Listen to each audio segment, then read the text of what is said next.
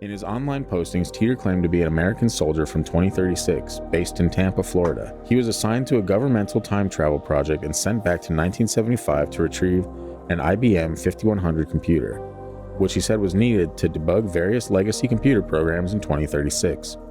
A possible reference in the Unix year 2038 problem. The IBM 5100 runs with the APL and basic programming languages. Which makes sense, right? We all understand those languages. No, but I bet his brother does. Okay. Teeter said he had, my dad actually probably would. He was a software engineer. Teeter said he had been selected for this mission specifically, given that his paternal grandfather was directly involved with the assembly and programming of the 5100. In support of this, he described unpublicized features of the 5100, leading to assumptions that a computer scientist was behind the postings.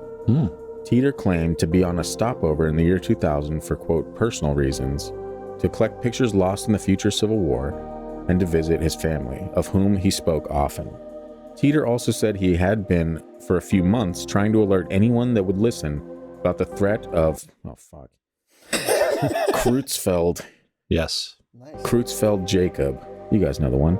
The threat of Creutzfeldt Jacob disease spread through beef products and about the possibility of civil war within the United States. Well, he wasn't far off. When questioned about them by an online subscriber, Teeter also expressed an interest in mysteries such as UFOs, which he claimed remained unexplained in his time. That also checks out. Teeter suggested that UFOs and extraterrestrials might be travelers from much further in the future than his own time with superior time machines. So, yeah, that checks out. The government never told us. It's been, the old lady from Titanic now. It's been 150 years. It's 80-something years. Not with the government, it's not. It's forever. So that's It's been forever years. Yeah. It's like being at the DMV. Classic stuff. Now, the time machine itself, Teeter described his time machine on several occasions.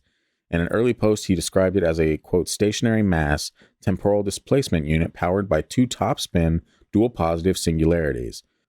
Too common. Everyone knows that. It's like what my washing machine runs on. Classic. Yep. Producing a, quote, standard offset Tipler sinusoid. So he's got something wrong with his nose. A robot noise or something. Robot nose or something from the sounds of it. Well, that's so you can still smell when you get to the new time. Classic stuff, yeah. The earliest post was more explicit, saying, fuck the police. No. Well, Teeter, settle down. No. It was more explicit, saying it contained the following: 2 magnetic housing units for the dual microsingularities, an electron injection manifold to alter mass and gravity of the microsingularities, a cooling and X-ray venting system, gravity sensors or a variable gravity lock, 4 main cesium clocks, and 3 main computer units. Yeah, you left out the 2 turtle doves and partridge and a pear tree, but yeah. I don't understand the gravity sensors Sense the gravity. Or the variable gravity lock sounds redundant. Oh yeah, does it sound like it's No, that's not a redundancy at all. Yeah. Because you want the gravity lock to ensure that wherever you're at, you can maintain a sense of gravity. And then if you want to check on it, that's what the sensor's for. But then why would you need the cooling and X-ray venting system? The cooling and X-ray venting system, I honestly don't know why you need the X-ray system. All the time machines that I've ever built or worked on never had X-ray. Yeah, you'd need it for the same reason you need 2 magnetic housing units for the dual microsingularities. God, this is like you know what? Elementary stuff. Well, I feel like we've talked Have about you even this been before. on Google about this yet? Yeah. God, it all makes perfect sense. It's like talking to a wall, Christian, do you not? So anyway, according to the post, the device was installed in the rear of a 1966 Chevrolet Corvette convertible. As you do. Yeah. The post later mentioned a 1987 truck with 4-wheel drive because you got to upgrade at some point. Driving on that beater convertible for too long. You know what the new thing is? They now call it a Cybertruck. Okay. It's a time travel machine and it's self-driving. Wow. You can break the windows pretty easy too. Though. Yeah, that's true. That's the only bad thing. Yep. And it looks like something Daft Punk would drive around in. So Yeah, It really there's does. that. Yeah. Yep. You put Daft Punk on the SoundCloud in the Tesla truck. What are they, like experimental rappers? You're gonna put them on SoundCloud? Yeah, it'll just be. That's where I host my shit. They dropped their mixtape, Christian. Oh God. I feel attacked. I just found my SoundCloud from like the year 2016. So it was a stroll down memory lane for me. I meant to say Spotify. Classic. SoundCloud actually works. I think Tony from the Confessionals uses that for member episodes. So he puts those locked up on SoundCloud. You have a password and stuff. So it's actually smart for getting around the whole Patreon system. Damn it, you got me saying it. Patreon system. It's a callback to last episode. You guys remember the one. All right, some of Teeter's predictions. Although invoking the many worlds interpretation, why can't I say worlds today? Invoking the many worlds interpretation of quantum mechanics, whereby events from his timeline, and Christian, pay attention, events from his timeline may differ from our own. Teeter also expressed assurance that the differences were minimal. As such, his descriptions have been interpreted as predictions and compared with historical events since 2001. The most immediate of Teeter's predictions were of an upcoming civil war in the United States having to do with, quote, order and rights. Wow. Owen Wilson enters the chat. He described it as beginning in 2005, the civil unrest surrounding the presidential election of that year, the civil conflict that he characterized as, quote, having a Waco-type event every month that steadily gets worse, would be, quote, pretty much at everyone's doorstep and erupt by 2008. As a result of the war, the United States would split into 5 regions based on various factors and differing military objectives. The Civil War, according to Teeter, would end in 2015 with a brief but intense World War III. Now, how do you feel about that World War III? Well, it was intense, but it was brief. It didn't take too long. Yeah, one nuke, and I guess it's over. That was pretty intense, though, right, everyone? Later on, they took the same prediction and made the Mockingbird series and a couple others that were similar. And I had another one in there, too, but I can't remember what it was. Nice. But yeah, but they split it into, 12 regions instead of 5? Oh, Sure. in the Hunger Games stuff? Yeah. That's why I was trying to figure out what the title. I'm like, what was that called?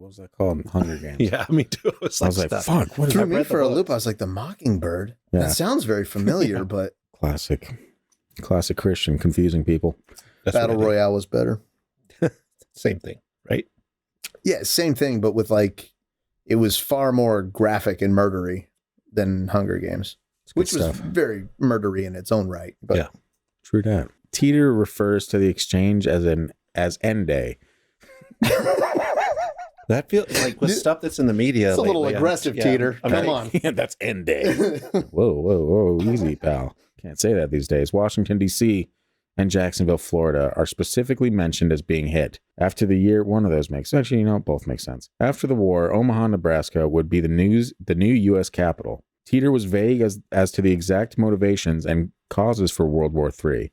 At one point, he characterized the hostilities as being led by, quote, border clashes and overpopulation. He also pointed to the contemporary conflict between Arabs and Israel as not a cause, but rather a milestone that precedes a hypothetical World War III. Teeter claimed that as a 13-year-old in 2011, he joined the Fighting Diamondbacks, rookie baseball team out of... Single A.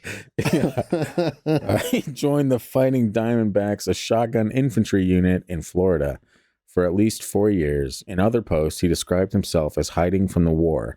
Diamondbacks aren't in Florida, are they? Can you find those snakes in Florida? I guess so. Warm enough.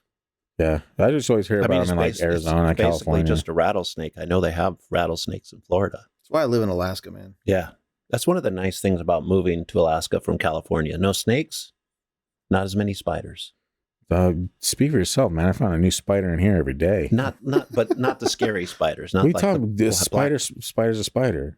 Black widow. They're all scary when they're hanging 2 inches from your face, man. I'm seeing a trend with you, Scott. Not a spider guy. I know, but like lizard people's lizard people. They're not different classes and genuses and whatnot. And the spiders are spiders. It's very general. I'm very blunt with my belief system. Fear is fear.